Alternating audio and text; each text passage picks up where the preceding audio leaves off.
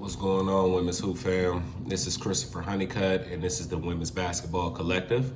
If you're new to this page, please hit the like button, subscribe, leave comments in the comment section. Today, we're going to spend some time breaking down the three teams that I think are going to be the three most compelling teams to watch going into this year's WNBA season.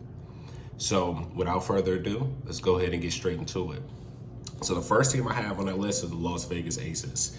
Las Vegas Aces were the defending champions of last year's season. They bring in probably the most full and the most experienced and the most talented roster coming into this season, along with the Coach of the Year, Becky Hammon. Last year, A'ja Wilson was the Defensive Player of the Year and the MVP.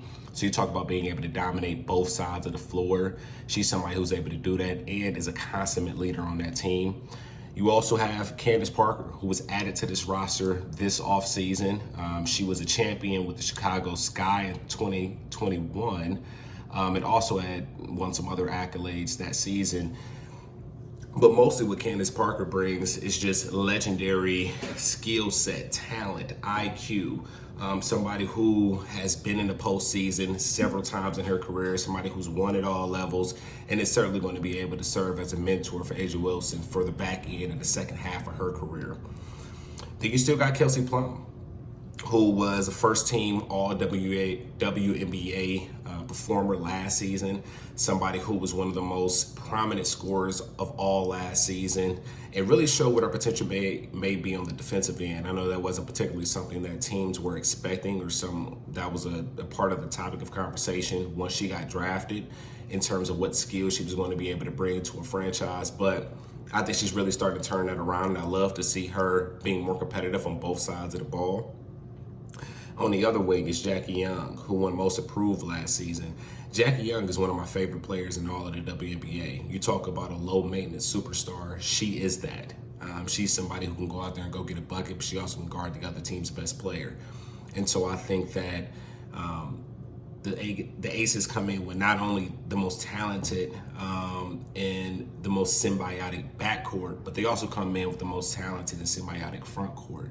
And that's just going to be impossible to contend with unless you're a team like the number 2 team on my list, the New York Liberty. And so the New York Liberty finished 7th last season in final season standings. Sabrina Ionescu was probably one of the top 5 best players in the entire WNBA. And she leads that team that now boasts Breanna Stewart, Jonquel Jones, Courtney Vandersloot. And so it had a really busy offseason. Adding Courtney Vandersloot to this roster and adding Breanna Stewart made this roster more full, a little more complete. They add more experience, more depth, and they added some additional pieces that are going to be able to take some of the pressure off of Jonquel Jones and some of the pressure off of Sabrina Ionescu, particularly late in games. You need other players who are going to be able to make plays and are going to be able to score, are going to be able to defend the other team's best scorers, are going to be able to anticipate those looks and has the IQ to counter and combat what certain teams are trying to do.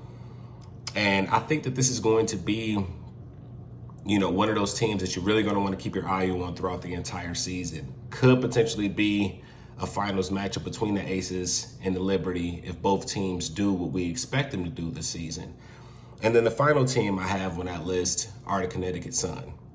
The Connecticut Sun were a strong team last year. They finished 3rd in the final season rankings. They're a team that doesn't particularly boast any real superstar, but top to bottom, they're just a strong team. Everybody contributes in some capacity.